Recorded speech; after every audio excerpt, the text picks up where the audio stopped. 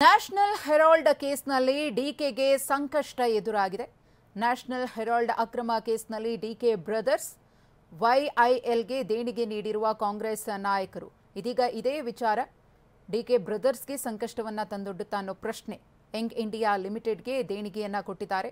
Charge ಶೀಟ್ನಲ್ಲಿ ಇಡಿ ಅಧಿಕಾರಿಗಳು DK Suresh ಮತ್ತು ಡಿಕೆ ಶಿವಕುಮಾರ್ ಅವರ ಹೆಸರನ್ನ ಉಲ್ಲೇಖ ಮಾಡಿದ್ದಾರೆ. ಅದರ ಜೊತೆಗೆ ತೆಲಂಗಾಣ ಸಿಎಂ ರೇವಂತ್ ರೆಡ್ಡಿ ಅವರ ಹೆಸರು ಕೂಡ ಉಲ್ಲೇಖ ಆಗಿದೆ.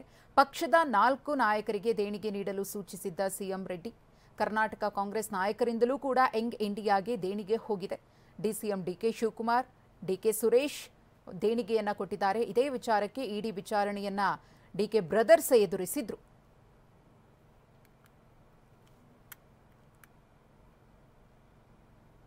ಇನ್ನು ಯಾರು ಎಷ್ಟು ದೇಣಿಗೆಯನ್ನ ಕೊಟ್ಟಿದ್ದಾರೆ ಅನ್ನೋದನ್ನ ನೋಡೋದಾದ್ರೆ ಡಿಕೆ ಶಿವಕುಮಾರ್ ಅವರು 25 ಲಕ್ಷ, ಡಿಕೆ ಶಿಕ್ಷಣ ಸಂಸ್ಥೆ 2 ಕೋಟಿ, ಡಿಕೆ ಸುರೇಶ್ ಅವರು 25 ಲಕ್ಷ, ರೇವಂತ್ ರೆಡ್ಡಿ ಅವರು 80 ಲಕ್ಷ, ಒಟ್ಟು 4 ನಾಯಕರಿಗೆ ಸೂಚನೆಯನ್ನ ಕೊಟ್ಟಿದ್ರಲ್ಲ, ಆ 4 ಸೇರಿ 80 ಲಕ್ಷ ರೂಪಾಯಿ ಕೊಟ್ಟಿದ್ದಾರೆ.